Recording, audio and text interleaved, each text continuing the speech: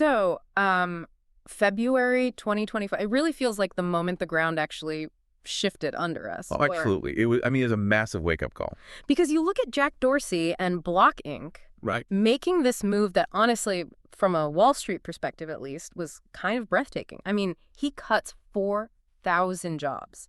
That is 50% of his entire workforce gone, just in a single day. And usually, right, when you see a cut that basically chopping a whole company in half, you assume the business is on fire. Yeah. You assume they're hemorrhaging cash, and this is just a desperation play to stay afloat. But that's the thing. They weren't. Block was financially healthy. They were profitable. But here is the kicker, and this is why my analyst friends have not stopped texting about it since it happened. The market loved it. Oh, they ate it up. They really did. Immediately following the announcement, the stock didn't tank. It ripped. It surged 24%. I mean, Dorsey added billions of dollars to the company's market cap in a matter of hours, basically, just by deleting half his payroll. It is a staggering market signal, truly. But I have to say, while you're looking at the ticker tape and the numbers, I'm looking at the organizational fallout. Because this isn't just a business win or some efficiency hack. The source material we're looking at today frames this as a critical juncture. A critical juncture, like a point of no return. Exactly. It's a turning point. This is the moment where the rules of the social contract, that kind of invisible agreement between workers and employers, are being fundamentally rewritten. We are moving way beyond just trimming the fat. We really have to ask what ethical leadership actually looks like when AI can do the cognitive heavy lifting. And that is exactly what we are unpacking in today's deep dive. We've got some incredible source material looking at algorithms and the social contract, and we're going to look at why this specific layoff is different. We'll get into this concept of capability substitution, and ultimately, I want to know if this is just the new normal for corporate America. It very well might be, because if you don't understand the mechanism behind this block move, you are going to miss the tsunami that's coming for the rest of the economy. Okay, play devil's advocate for a second, though. Let's say I'm a shareholder or even a CEO looking at my profit and loss statement. I'm seeing validation. The market is literally screaming that this is the right move. For years, investors wanted growth at all costs, right? Right, the growth era. Yeah, but now they want aggressive AI-driven workforce reduction. If the technology can do the work cheaper, isn't it just logical business evolution to use it? Sure, that is the pure market view. Yeah. But that logic leads us straight to a specific term from the research, which is capability substitution. Yeah. And this is crucial to understand. This isn't about firing people because they are bad at their jobs. It's not a performance review. Exactly. It's a technology upgrade. Think of it like the transition from horses to cars. We didn't stop using horses for transport because the horses got lazy or, started asking for too much hay. We fire the horses because the internal combustion engine arrived. That is capability substitution. The production function, the actual recipe for how a company creates value, has permanently changed. So the human is the horse in this scenario. Bluntly, yes. That is a humbling thought for a Tuesday. It really is. And that creates a massive coordination problem for every other CEO out there.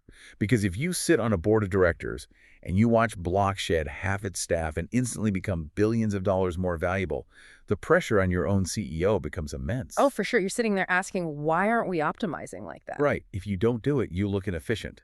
You look like you're leaving money on the table. Right. But that creates a trap called technological determinism. Which is what? It's the belief that just because the technology can do something, the company absolutely must do it. It treats these layoffs as inevitable, like gravity. But they aren't gravity. They are choices. They are moral judgments about whose interests matter most, the algorithm's efficiency or the human's livelihood. But is it really a choice if the market punishes you for not doing it? That's the bind.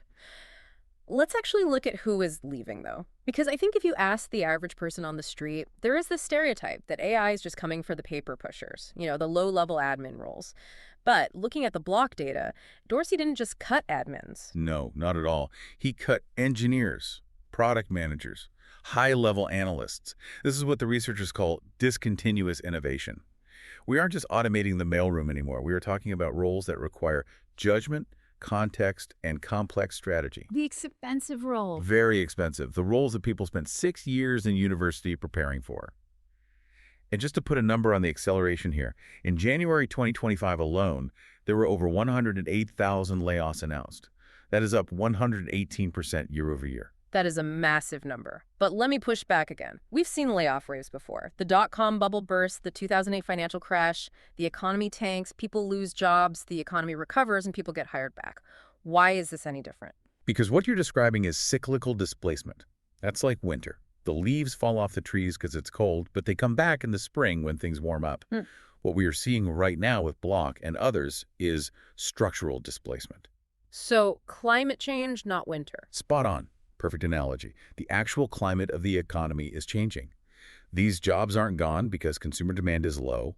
They are gone because the work itself no longer requires a human to do it, period. Dorsey actually predicted that the majority of companies would reach this exact same conclusion within a year. That is a chilling prediction, because if the jobs don't come back, where do the people go? I mean, who is actually getting hit the hardest here? This is where we see what the research calls the barbell distribution of impact. Picture a literal gym barbell. Okay. On one end, well, let's start in the middle. The middle of the bar is the very high-risk roles. Routine cognitive tasks, middle management, information aggregation, basic coding. Basically, the people who take information from Team A, format it, and give it to Team B. Exactly. If your job is primarily coordination or creating a first draft of something, you are in the danger zone. Now, the weights on the ends of the barbell, those are the resilient roles.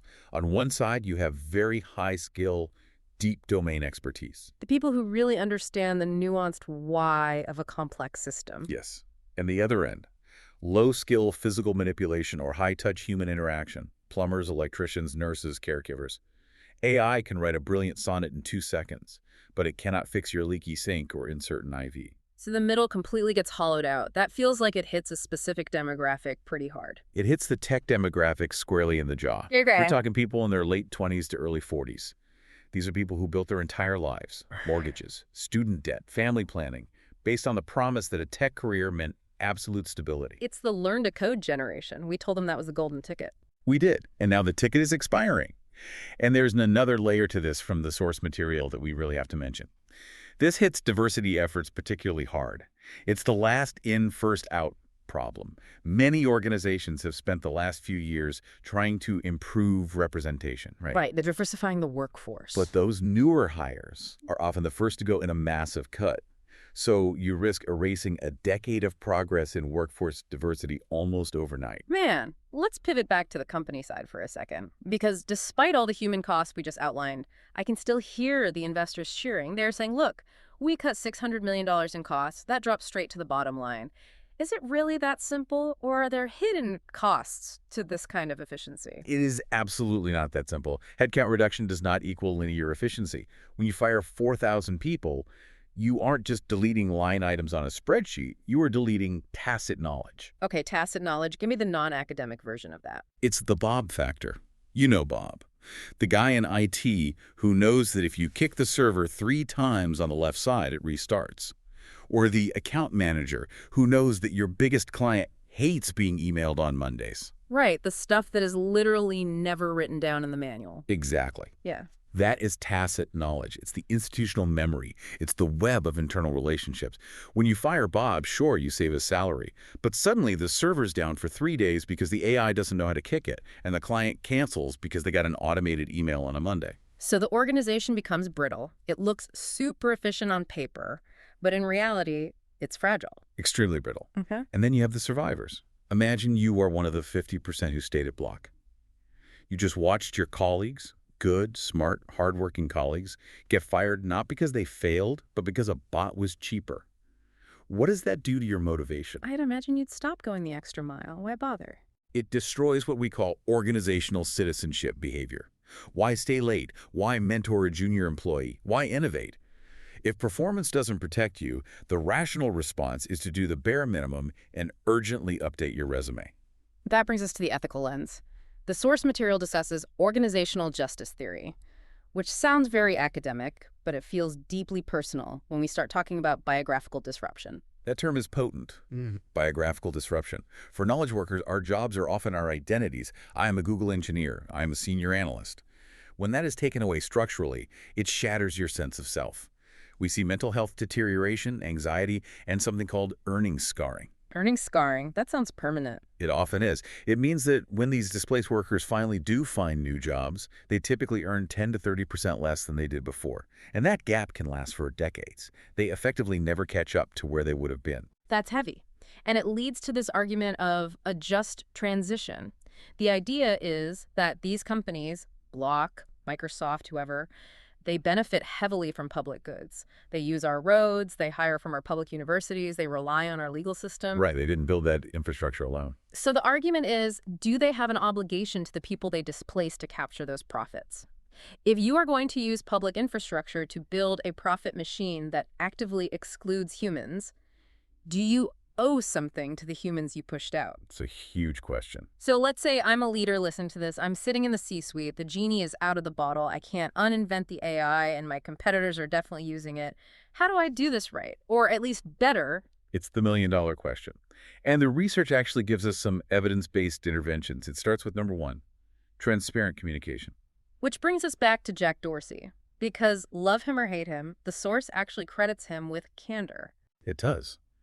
Dorsey didn't hide behind euphemisms. He didn't say, due to macroeconomic headwinds, or we are right-sizing the org structure. He said essentially, we are doing this because of AI and efficiency. It was brutal, but it was true. Research shows that specific, truthful reasons generate way more trust than corporate speak.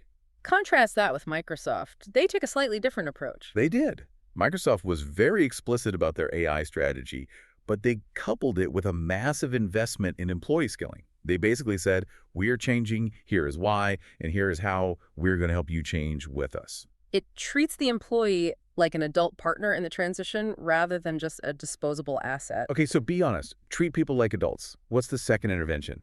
Because talk is cheap. Procedural justice. This is about how you decide who goes. In an age of AI, there's a huge temptation to just let an algorithm look at productivity metrics, lines of code written, emails sent, and spit out a list of names to fire. Which sounds incredibly dystopian. The computer says you go. It is. And it's legally and ethically dangerous. You need human oversight. A great example here is Salesforce. When they went through the restructuring, they used an internal ethics review process. An ethics panel for layoffs. Essentially, yes. They had a panel sign off on workforce decisions to ensure they weren't biased against certain demographics and that there was a tangible human logic behind the cut. It doesn't make losing your job fun, obviously, but it ensures there's a procedure that isn't just a cold black box calculation. That makes total sense. Intervention number 3 seems to be about that just transition we mentioned earlier, capability building. This is crucial. If you are displacing people structurally, you should help them become employable in the new structure. IBM has a great program called Skills Build. They offer free access to AI tool training and cloud credentials for the workers they let go. So you aren't just giving them a check and a pat on the back. You are giving them a fighting chance in the new market. Exactly. And then you have AT&T. They took a different route with their Future Ready initiative. They spent $1 billion to reskill insiders rather than fire and replace. They looked at their workforce and said, we'd rather teach you the new stuff than go find strangers who already know it. That seems like the most sustainable path, honestly. But for those who do get cut, traditional unemployment just isn't enough anymore, is it? No. Unemployment insurance was designed for cyclical leaks, for that winter we talked about. Yeah. It wasn't designed for your entire career evaporating permanently. This is where we need safety nets and financial innovation. I love the Stripe example here. It's such a specific, nerdy financial detail, but it matters so much to anyone working in tech. It really does. Yeah. So usually when you leave a startup, you have 90 days to exercise your stock options. You have to actually buy the stock you earn. If you don't have the cash, and most people don't have tens of thousands lying around, you lose them. And if you just lost your job, the absolute last thing you want to do is drain your savings to buy illiquid stock. Precisely. So Stripe extended that window from 90 days to 2 years. It prevented financial ruin for people who helped build the company. It's a simple policy change, but it acknowledges that the transition period is going to be long and hard. We need way more of that. Education accounts, extended healthcare beyond the COBRA minimums. It sounds like we need to basically rethink the whole deal, the psychological contract, as the source calls it. The old deal is dead.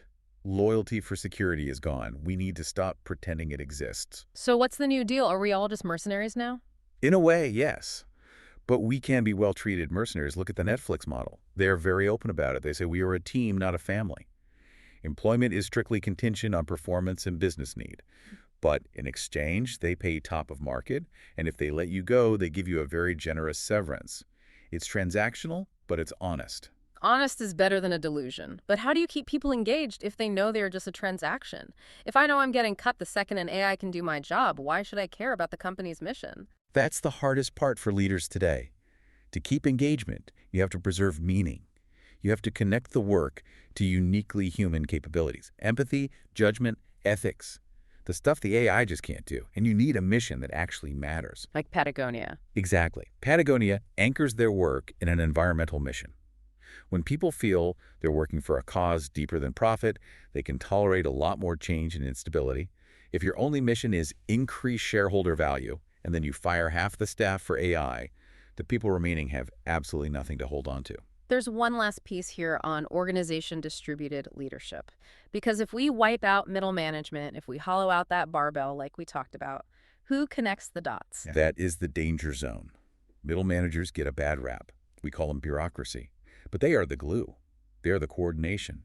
If you fire them, you need distributed decision rights. You need to empower the edges of the organization to make decisions on their own. Kind of like Valve, the gaming company. They've been famous for having no bosses for years. Right. They've been flat for years.